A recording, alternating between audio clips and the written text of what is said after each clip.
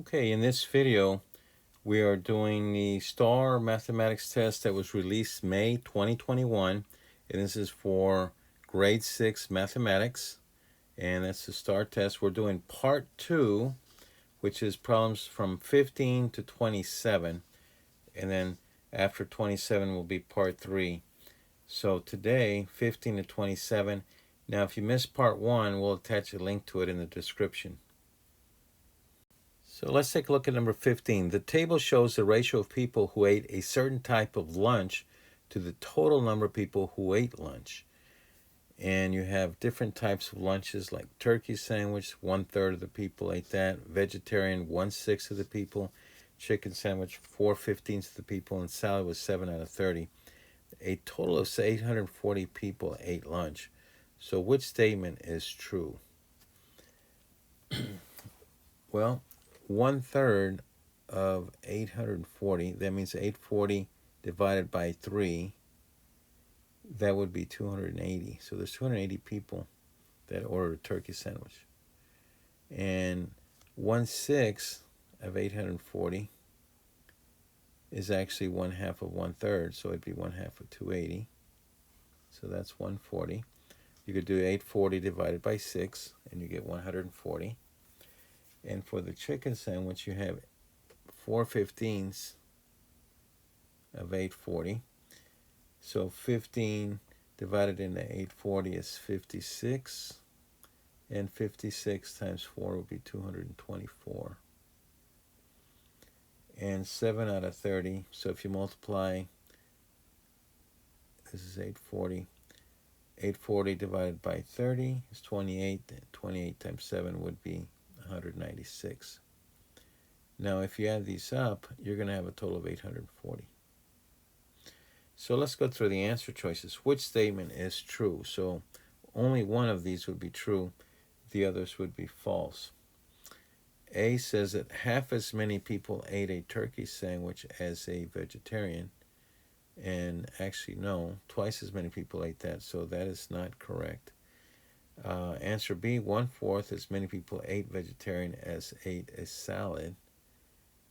And 196, no, that's not 1/4. That is not correct. Answer C says there were 56 more people who ate turkey than chicken. So is that true? Here's turkey and here's the chicken. So 280 minus 224. And you know what? That is the answer. So the answer here is C. 56 more people ate turkey than chicken sandwich. That is correct. Okay, number 16. What is the value of the expression shown? 6 plus a -4 cubed. So we're going to have 6 plus a -4 cubed means -4 times itself 3 times. So -4 times -4 is 16, a positive 16. And then we have to multiply that by -4. So 16 times 4 is 64, but it's going to be negative because you have a positive times a negative. And remember, we have a 6 plus that. So 6 plus a -64, the answer is going to be a negative. And you subtract 64 minus 50, 64 minus 6 would be what? 58. So the answer here should be J. So you have to cube the -4, which is -4 times -4 times -4, which winds up being a -64, and then add 6 to that. The answer for number 16 was -58, which is J. Number 17, Alma reads 2 books each week. Which number line best represents the number of weeks it will take her to read at least 28 books? So 2x at least means greater than or equal to 28. So if you divide by 2, x has to be more than 14. This one's going the wrong way. This one's also going the wrong way. These are less than. A and D are out. So it's either B or C. Now, since it says at least 28 books, at least that many, it could equal that many or more. It has to be greater than or equal to. So notice right here, this is including 14. This one does not include 14. We want to include the 14, so it has to be C, starting at 14 and everything greater than that. So for number 17, the answer is C. Number 18, the dimensions of a rectangular prism are given in feet, and the base is 5¼ feet times 3, and then the height is 8½. What is the volume of a rectangular prism? The volume is the area of the base times the height, and the area of the base is length times width, and then times the height. So you need to multiply all three of those to get the volume for a prism. So we have 5¼ times 3, 5¼ times 3. That's length and width right here, 5¼ times 3. And then take that answer times the height, which is 8½. That's 8½. So there's several ways to do this. You could multiply 5¼ as 5.25 times 3. If we do that, you get 15, carry 1, 6 and 1, 7. That's 15.75. And then multiply that answer by 8.5. For 8½ is 8.5. So 5 times 5, 25. Carry 2, 35 and 2 is 37. Carry a 3. 25 and 3 is 28. Carry a 2. So 78, 75. And then we're going to multiply 8 times, put a 0 here, 8 times 5 is 40. Carry a 4, 56 and 4, 60. Carry a 6, so 46. Carry a 4, 8 plus 4 is 12. And so we're going to add these here, 8, 75. So we have 1 there and 2 there, so I need to go 3 decimal places right there. And so we have 0.875 and then 7, 6 is 13, carry 1. So 133 and a fraction. Is there an answer with 133 and a fraction? It's right here. The 7/8 is this 0.875. That's 7/8. 7/8 is the 0.875. So the answer was 133 and 7/8. Answer is G. Now, in this problem, is there a way to check your work? Just to do a quick check. Obviously, the last two answers here are very small, so F and G make more sense. But let's say if we can check 5¼ I'm going to round that down to 5, and then times 3. And since I round down to 5¼ to 5, the 8½, I'm going to round it up to 9. So I'll make this a 9 and make this a 5. And then see, 5 times 3 is 15. And 15 times 9 is 135. And we had an answer 133, pretty close to 134. So yes, it checks. That's a good way to check. And in fact, you could do it this way. If you didn't want to do all this multiplication here, you could round off a little bit and get to the closest answer is one way. Number 19. At a bookstore, the total cost of 6 books is $45. Each book costs the same amount.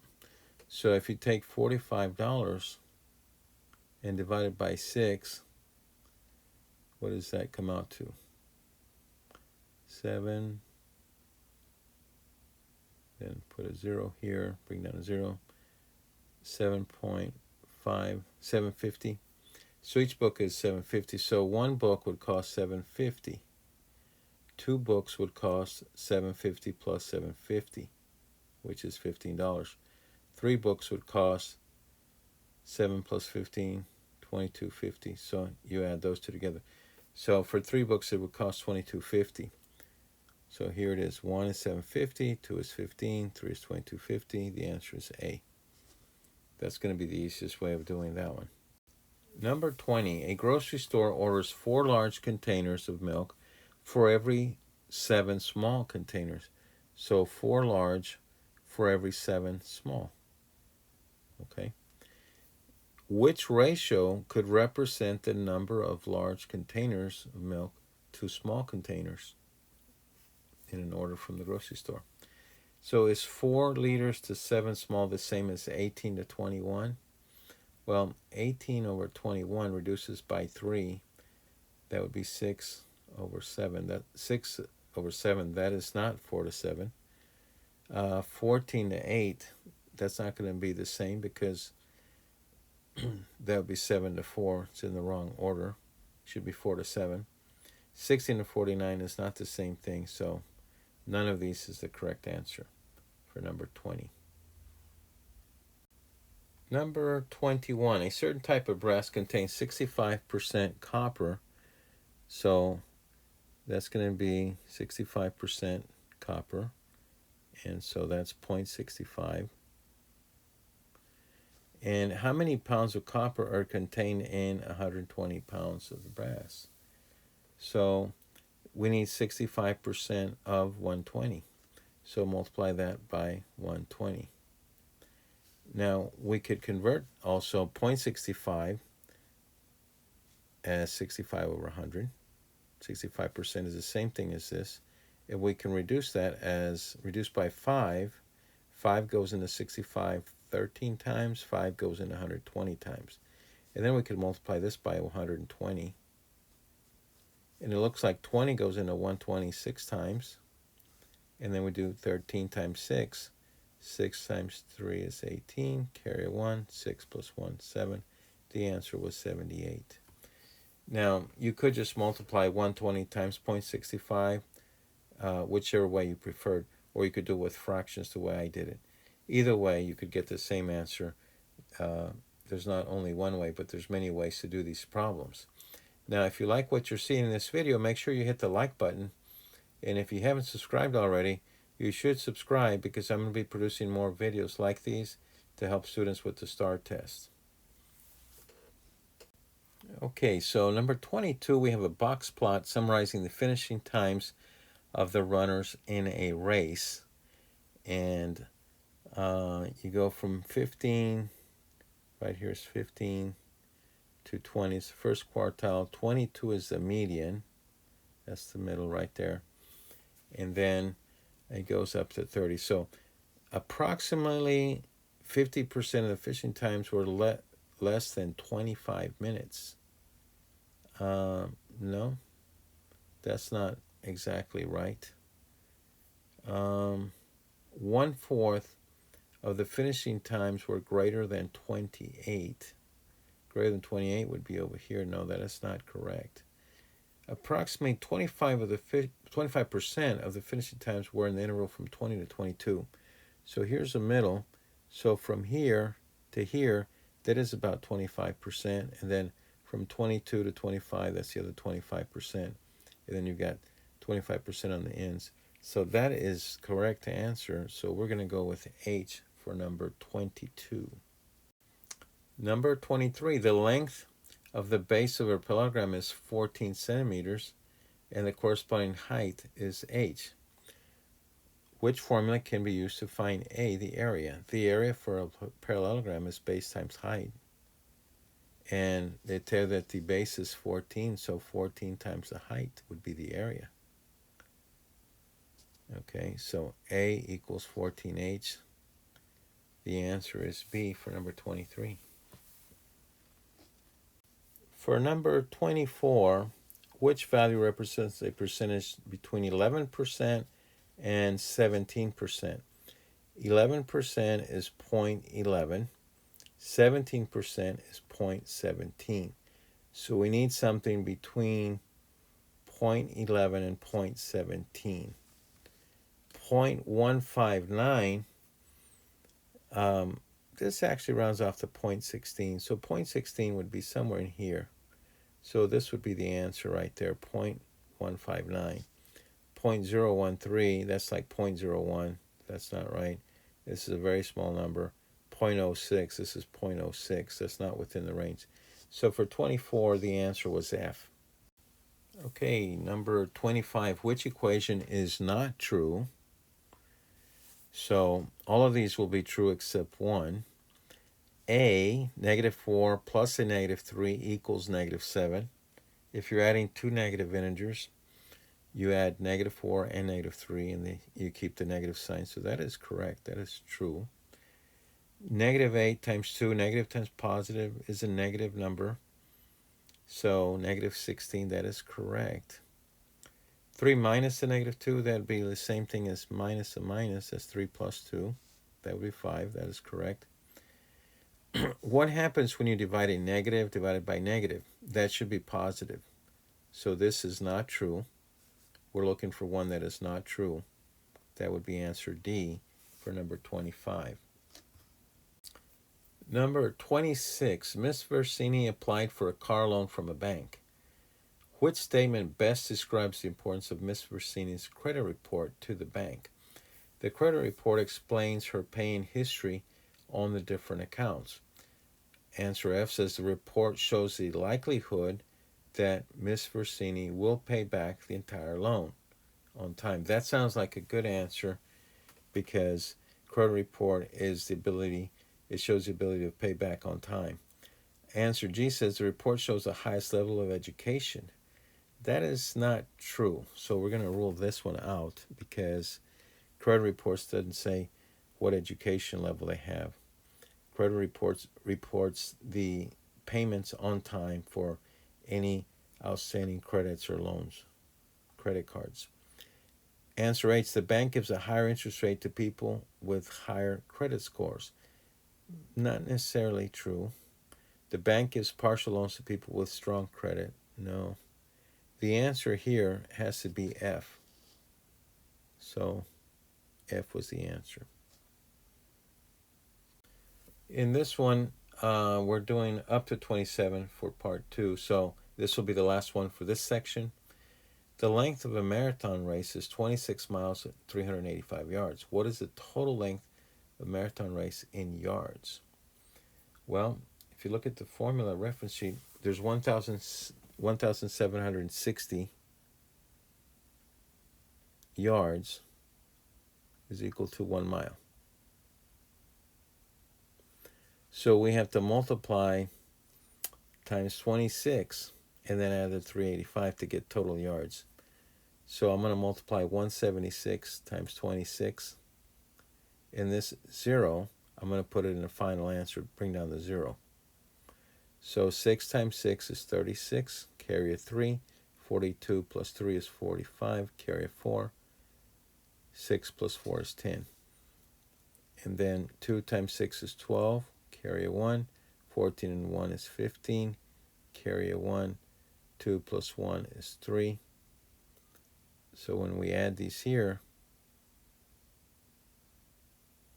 remember that there was a 0 for 1,760.